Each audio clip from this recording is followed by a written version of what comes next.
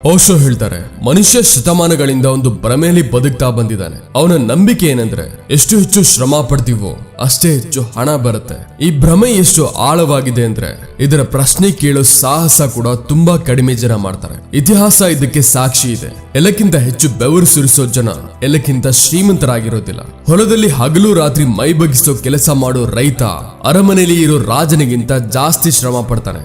ಆದ್ರೂ ಹಣ ರಾಜನ ಹತ್ರ ಇರುತ್ತೆ. ಇಲ್ಲಿ ಮೊದಲ ಸತ್ಯ ಪ್ರತ್ಯಕ್ಷ ಆಗುತ್ತೆ. ಶ್ರಮ ಮತ್ತೆ ಹಣದ ಸಂಬಂಧ ಯಾವತ್ತೂ ನೇರವಾಗಿಲ್ಲ. ಏನಾದ್ರೂ ಕೇವಲ ಶ್ರಮದಿಂದ ಮಾತ್ರ ಹಣ ಬರ್ತಿದ್ರೆ ಆಗ ಜಗತ್ತಿನ ಪ್ರತಿಯೊಬ್ಬ ಕಾರ್ಮಿಕ ಸಾಮ್ರಾಟ ಆಗಿರ್ತಿದ್ದ. ಪ್ರತಿಯೊಬ್ಬ ಕೂಲಿಯ ಹತ್ರ ಖಜಾನೆ ಇರ್ತಿತ್ತು ಮತ್ತೆ ಪ್ರತಿಯೊಬ್ಬ ಸೈನಿಕ ಚಿನ್ನದಿಂದ ಮುಳುಗಿರ್ತಿದ್ದ. ಆದ್ರೆ ವಾಸ್ತವಿಕತೆ ಇದರ ವಿರುದ್ಧವಾಗಿದೆ. ಹಣ ಆ ವ್ಯಕ್ತಿ ಹತ್ರ ಹೋಗುತ್ತೆ ಯಾರು ಶ್ರಮ ಅನ್ನಲ್ಲ ವ್ಯವಸ್ಥೆನ ಅರ್ಥ ಮಾಡ್ಕೋತಾನೋ, ಯಾರು ಕೈಗಳಿಂದಲ್ಲ ತನ್ನ ಮಸ್ತಿಷ್ಕದಿಂದ ಶ್ರಮ ಪಡಿಸ್ತಾನೋ. ಶ್ರಮ ಶಕ್ತಿ ಇದೆ, ಆದ್ರೆ ಶಕ್ತಿಗೆ ಯಾವುದೇ ದಾರಿ ಇಲ್ಲದೆ ವಿನಾಶಕ ಆಗುತ್ತೆ. ಶ್ರಮ ಪಡುವ ವ್ಯಕ್ತಿ ಸಾಮಾನ್ಯವಾಗಿ ತನ್ನ ಶ್ರಮದಲ್ಲಿ ಎಷ್ಟು ಮುಳುಗಿರ್ತಾನೆ ಅಂದ್ರೆ ಅವನು ಇದನ್ನ ನೋಡೋದಕ್ಕೆ ಆಗಲ್ಲ. ಅವನ ಈ ಶ್ರಮ ಯಾರಿಗೋಸ್ಕರ ಫಲ ಕೊಡ್ತಿದೆ? ಹಣ ಅಲ್ಲಿ ಹುಟ್ಟುತ್ತೆ ಎಲ್ಲಿ ಬೆಲೆನ ಹುಟ್ಟಿಸ್ತಾರೋ, ಮತ್ತೆ ಬೆಲೆ ಕೇವಲ ಶ್ರಮದಿಂದ ಅಲ್ಲ. ಓಶೋ ಹೇಳ್ತಾರೆ, ಒಬ್ಬ ವ್ಯಕ್ತಿ ಹಳ್ಳ ತೋಡ್ತಾನೆ, ಬೇರೆ ವ್ಯಕ್ತಿ ಆ ಹಳ್ಳ ಇರೋ ಜಾಗದ ಚುನಾವಣೆ ಮಾಡ್ತಾನೆ. ಬೆವರು ಮೊದಲನೇ ಒಂದು ಹರಿಯುತ್ತೆ, ಲಾಭ ಎರಡನೇ ವ್ಯಕ್ತಿದಾಗತ್ತೆ. ಏನಿದು ಅನ್ಯಾಯ ಅಲ್ವಾ? ಇದು ನಿಯಮ ಇದೆ. ಹಣ ಕರ್ಮದ ಪುರಸ್ಕಾರ ಅಲ್ಲ, ಹಣ ಬುದ್ಧಿಯ ಪ್ರತಿಕ್ರಿಯೆ ಇದೆ. ಯಾವ ವ್ಯಕ್ತಿ ಕೇವಲ ಶ್ರಮ ಪಡ್ತಾನೋ ಅವನು ಸ್ವಯಂನ ಮಾರಾಟ ಮಾಡ್ತಾನೆ. ಯಾವ ವ್ಯಕ್ತಿ ಚುರುಕು ಬುದ್ಧಿನ ಉಪಯೋಗಿಸಿ ಉಪಾಯ ಮಾಡ್ತಾನೋ ಅವನು ಬೇರೆಯವರ ಶ್ರಮನ ಖರೀದಿ ಮಾಡ್ತಾನೆ. ಇದೇ ವ್ಯತ್ಯಾಸ ಒಬ್ಬ ರಾಜ ಮತ್ತೆ ಸೇವಕನಲ್ಲಿ ಇರುತ್ತೆ.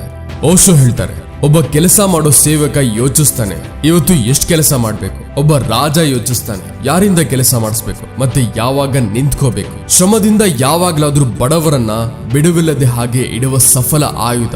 ಅವರನ್ನ ಎಷ್ಟು ಸುಸ್ತು ಮಾಡಿಸ್ತಾರಂದ್ರೆ ಅವರು ಯೋಚಿಸೋದಕ್ಕೂ ಆಗದೆ ಇರೋಷ್ಟು. ಯೋಚಿಸೋದು ಭಯಾನಕ ಇರುತ್ತೆ, ಯಾಕಂದ್ರೆ ಯೋಚಿಸೋದು ಪ್ರಶ್ನೆ ಹುಟ್ಟಿಸುತ್ತೆ ಮತ್ತೆ ಪ್ರಶ್ನೆ ವ್ಯವಸ್ಥೆಗಳನ್ನ ಅಲ್ಲಾಡಿಸುತ್ತೆ. ಅದಕ್ಕೆ ಸಮಾಜ ಶ್ರಮಕ್ಕೆ ಪೂಜಿಸುತ್ತೆ, ಆದ್ರೆ ಬುದ್ಧಿಯಿಂದ ಹೆದರುತ್ತೆ.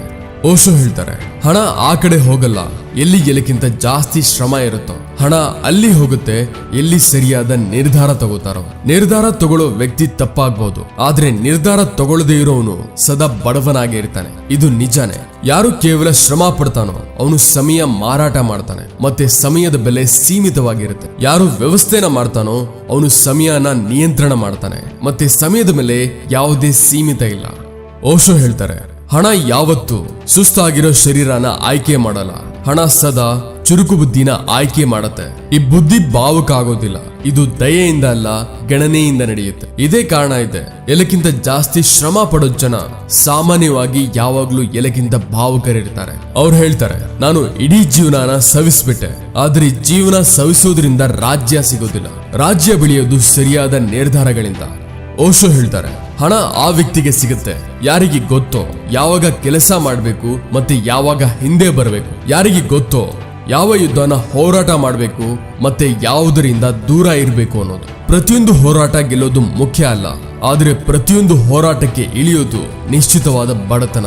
ಓಶೋ ಹೇಳ್ತಾರೆ, ಶ್ರಮ ಪಡೋನು ಸದಾ ಗರ್ವ ಪಡ್ತಾನೆ ಅವನು ಎಷ್ಟು ಪ್ರಾಮಾಣಿಕ ಅಂತ. ಆದ್ರೇನು ಪ್ರಾಮಾಣಿಕತೆ ಜೊತೆ ಬುದ್ಧಿನೂ ಇದೆ. ಏನಾದ್ರೂ ಒಬ್ಬ ವ್ಯಕ್ತಿ ಮೈದಾನದಲ್ಲಿ ನಿಂತು ಸತ್ಯವನ್ನ ಕಿರಿಸ್ಕೊಂಡ ಅನ್ಕೊಳ್ಳಿ ಮತ್ತೆ ಶತ್ರು ಬಾಣ ಬಿಟ್ಟ, ಆಗ ಮೃತ್ಯು ಸತ್ಯದಲ್ಲ ಮೂರ್ಖತೆದಾಗತ್ತೆ. ಹಣ ಚುರುಕಾಗಿರೋ ಜನರ ಹತ್ರ ಹೋಗುತ್ತೆ, ಒಳ್ಳೆ ಜನರ ಹತ್ರ ಅಲ್ಲ. ಈ ವಾಕ್ಯ ಕಹಿ ಇದೆ ಆದ್ರೆ ಸತ್ಯ ಇದೆ. ಓಶೋ ಹೇಳ್ತಾರೆ, ಯಾವ ವ್ಯಕ್ತಿ ಕೇವಲ ಕಷ್ಟಪಟ್ಟು ಶ್ರಮ ಪಡ್ತಾನೋ ಅವನು ಪರಿಣಾಮಕ್ಕೆ ಕಾಯ್ತಿರ್ತಾನೆ. ಯಾವ ವ್ಯಕ್ತಿ ರಣನೀತಿ ಮಾಡ್ತಾನೋ ಅವನು ಪರಿಣಾಮನ ನಿರ್ಧರಿಸ್ತಾನೆ.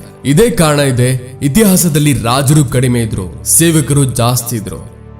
ಓಶೋ ಹೇಳ್ತಾರೆ, ಬಡತನ ಶ್ರಮದ ಕೊರತೆ ಅಲ್ಲ, ಬಡತನ ತಿಳುವಳಿಕೆ ಇಲ್ಲದ ಕೊರತೆ ಇದೆ. ಮತ್ತೆ ಹಣ ಯಾವತ್ತು ಬೆವರನ್ನ ನೋಡಲ್ಲ, ಹಣ ನಿಮ್ಮ ನಿರ್ಣಯನ ನೋಡುತ್ತೆ. ಯಾವ ವ್ಯಕ್ತಿ ಜೀವನವಿಡೀ ಕೇವಲ ಶ್ರಮ ಪಡ್ತಾನೋ ಅವನು ಬೇರೆಯವರ ಕನಸನ್ನ ಪೂರ್ತಿ ಮಾಡ್ತಾನೆ. ಯಾವ ವ್ಯಕ್ತಿ ಯೋಚಿಸ್ತಾನೋ ಆಯ್ಕೆ ಮಾಡ್ತಾನೋ ಮತ್ತೆ ಬುದ್ಧಿವಂತಿಕೆಯಿಂದ ಹೆಜ್ಜೆ ಇಡ್ತಾನೋ ಅವನು ಇತಿಹಾಸ ಬರಿತಾನೆ. ಹಣ ಅವನದೇ ಕೇಳುತ್ತೆ. ಸೊ ಇದಾಗಿತ್ತು ಇವತ್ತಿನ ವಿಡಿಯೋ. ಸ್ನೇಹಿತರೆ, ಇದೇ ರೀತಿ I opening spiritual money lessons ಮುಂದೆ ಫ್ಯೂಚರ್ ಅಲ್ಲಿ ಬೇಕಿದ್ರೆ ಕಮೆಂಟ್ಸ್ ಅಲ್ಲಿ ಖಂಡಿತ ತಿಳಿಸಿ. ಮತ್ತೆ ಈ ವಿಡಿಯೋನ ಆ ವ್ಯಕ್ತಿಗೆ ಶೇರ್ ಮಾಡಿ ಯಾರಿಗೆ ಇದರ ತುಂಬಾ ಅವಶ್ಯಕತೆ ಇದೆ. ಸಿಗೋಣ ಮುಂದಿನ ವಿಡಿಯೋದಲ್ಲಿ. Keep learning and keep growing.